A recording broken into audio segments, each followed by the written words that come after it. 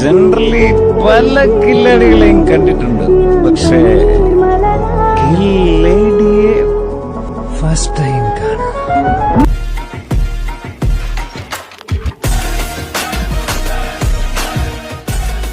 എന്താ പറയുന്നത്, എങ്ങനെയുണ്ട് നമ്മളെ വർക്കും കാര്യമല്ലോ?